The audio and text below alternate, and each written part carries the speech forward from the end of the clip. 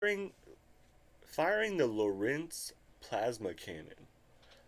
I saw this. I was like, "What the hell?" It looks like a minigun on top of a stand by the fun, on top of like a tower by the thumbnail.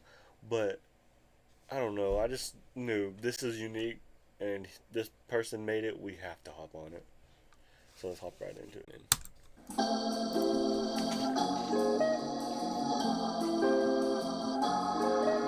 Lawrence plasma cannon design and lab Have you ever wanted to throw a lightning bolt at something? Well, as it turns out, it's technically quite possible to do. Today we're going to fire this directed energy device that I built. Who would you want to do that to?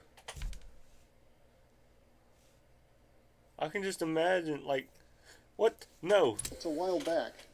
I call it the Lorentz cannon. The cannon is supported by a 240,000 volt pulse forming tower called a Marksbank, Oh my which god. delivers an electrical power pulse of several gigawatts to the 30-barrel armature gun mounted on top. How big is a damn gigawatt? I don't think I've ever heard of that shit. You got gigawatt. What is it? Now that I think about it, I don't know how much I know about wattages. Is there a megawatt? Megawatt, kilowatt? And then I guess the only other is the other one. Oh my god. And that thing looks like it's just meant to produce power. The gun then initiates a plasma channel through the air at current levels found in natural lightning and can direct this plasma channel towards any grounded target. Now you might be wondering, why would anyone build such a thing? Yeah, Well, exactly. Back in the day, when I lived at survival research labs, my task was to make electrical devices that could somehow interact with the machines. But these machines were often quite violent Oh god. and unpredictable. And they were usually loaded with weapons and explosives. What the hell are we watching? So how could you arm... Is this a show? What is this? What are we looking at? This looks like a nightmare. Like I couldn't damn near describe what I'm seeing right now. an electrical device to survive in such a hostile environment? The answer? Use pulsed power. And if that doesn't work, use more pulsed power. Now, capacitor banks are a cheap and cheerful way to blast objects with hundreds of megawatts, or shower large areas of machines with molten metal. But to blast an object with capacitors usually involves running very heavy cables, and dragging these heavy cables up to a fast and mobile machine wouldn't be very practical at all. So I wondered, could you somehow direct a lightning bolt at a hostile machine instead? I'd read about lightning researchers who could direct lightning bolts to the ground by firing rockets trailing a thin wire. But how can a hair-thin wire possibly carry tens of thousands of amps? This is where the Lorentz force comes to the rescue. When you pass current... I've never seen not shit like this. Like, what are we looking at? I don't even, like, this dude's talking about directed lightning and that cannon, that thing, that, like, mortar-looking thing that shot up. I've never even seen nothing like that. Through a wire, a magnetic field forms around it. Lorentz found that this field produces a force that compresses the conductor, which increases with the square of the current. Now normally, if you tried to pass 10,000 amps through a thin wire, it would instantly vaporize. But if the current rises fast enough, the Lorentz force grows faster than the explosive force, and it contains the hot plasma into a super dense channel. It's a great trick, but there's a catch. In order to get the current to rise that fast, you need to hit it with a rather large voltage pulse, and a fast one to boot. Now this is easy for a storm cloud to do, since it has hundreds of millions of volts available. But I wondered, could mere mortals pull off such a feat? Holy shit. As luck would have it, SRL had recently rescued a bunch of 20,000 volt capacitors from the scrapyard.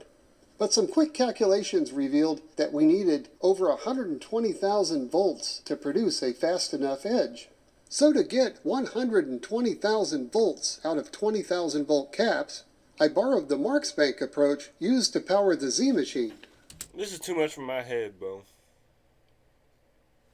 Now, a Marksbank is a clever way to multiply voltage by almost any amount of volts through the liquid ballast tubes behind the Marksbank channel, and 30 barrels for good measure which seemed enough for a full SRL show. For acquiring targets on the killing floor, we gave the cannon actuators for both panning and tilting, and an aiming laser located in the central tube.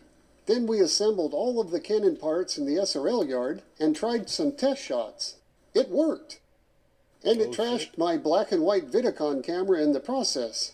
But at full capacitor voltage, the gun could only create a stable plasma channel about 15 feet long. So, of course, we kept turning the voltage up, increasing the range, but unfortunately, the scrapyard caps were already at their end of life, and stressing them to 120% quickly resulted. Okay, so that's the old version. Okay. That's so crazy. Like, I don't even know how you can even think up something like this. And it looks like it has tons, like, just big-ass battery things on there. God dang. In many violent capacitor failures. So, we needed to find new and better caps, and lots of them. But turns out they weren't cheap. And even used, just one of these energy storage caps cost more than my pickup.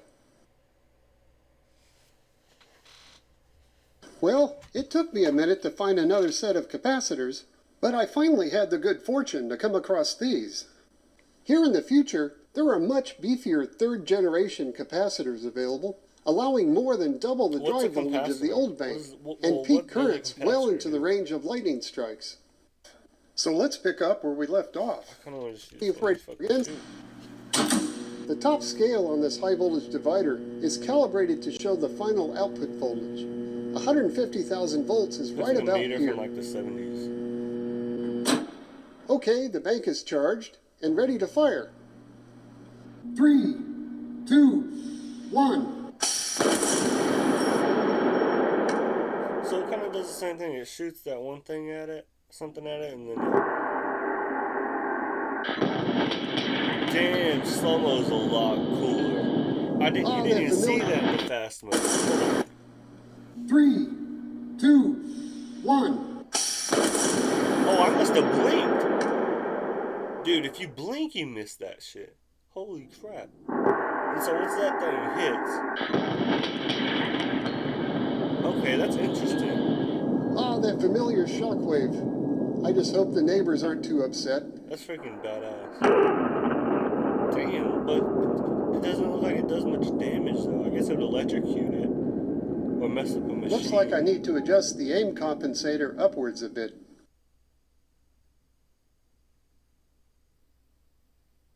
What? Oh. At this energy, the shockwave easily rips the target away, and leaves a bit of a flame even. You can definitely tell that a stable plasma channel formed, since it blew a hole in the plywood, and the peak current reached tens of thousands of amperes, and the Marks bank completely discharged its energy, and it was loud as hell. The echo off those buildings about a half mile from here kind of sounded like distant thunder.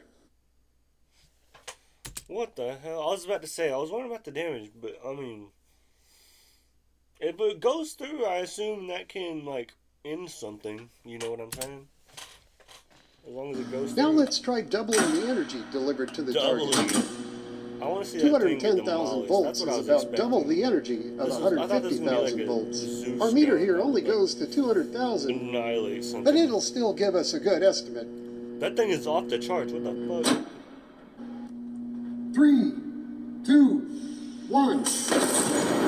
I obliterated that shit that time and caught it on fire. It looks like doubling the energy had an effect.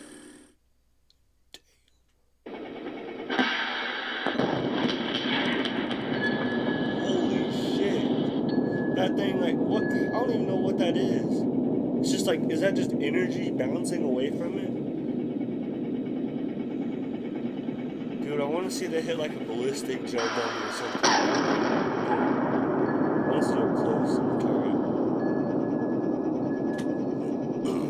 As we can see, the target has now achieved a high state of division. But how did this happen? We can discover why by slowing down the video about 6,000 times. With double the energy, the shockwave has now gone supersonic, with wooden shrapnel departing at about 1,200 feet per second. The target simply can't move out of the way in time and is shredded to bits. Dude, I want to see it hit like a ballistic gel dummy. So bad. Dude, we need to link this guy up with Finally, like how effective Kentucky is the ballistics. plasma cannon against electronics hidden inside hostile machines? This TV that I found in e-waste should provide a good indication. The cathode ray tube still lights up, which will provide us with useful diagnostics.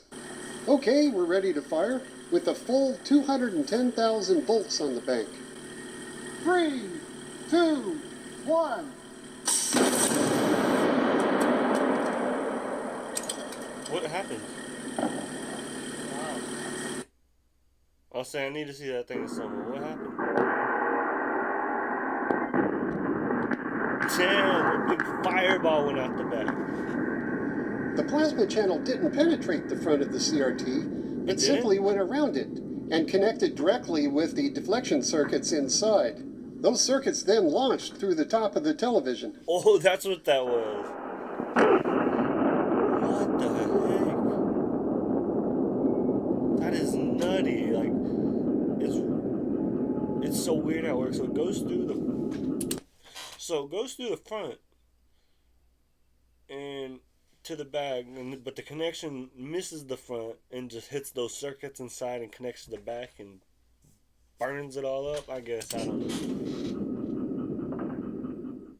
Here's a close-up of the plasma channel connecting with the TV in slow motion. Note that at this speed, we can actually watch the electron beams scanning out the test pattern on the screen. Oh, immediately. See, it didn't even penetrate. That's nuts.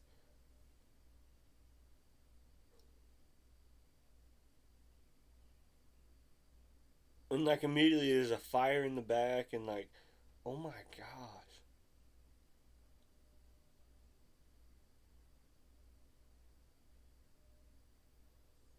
Oh, chat, what the fuck? The electronics hidden inside the TV were adversely affected by the plasma channel. So I was surprised at just how fast the plasma cannon range scaled with increasing drive voltage, and how much explosive force the shockwave can deliver to a target. The data suggests that a plasma cannon with just a 30-foot-high Marks tower could achieve a quarter-mile range. That would be a fun follow-up project indeed, but I'll have to save that one for after I win the lottery. Dude, freaking nuts, bro. FBI's about to pick him up. He's about to get called to make some secret-ass weapons for the military. What a wild-ass video.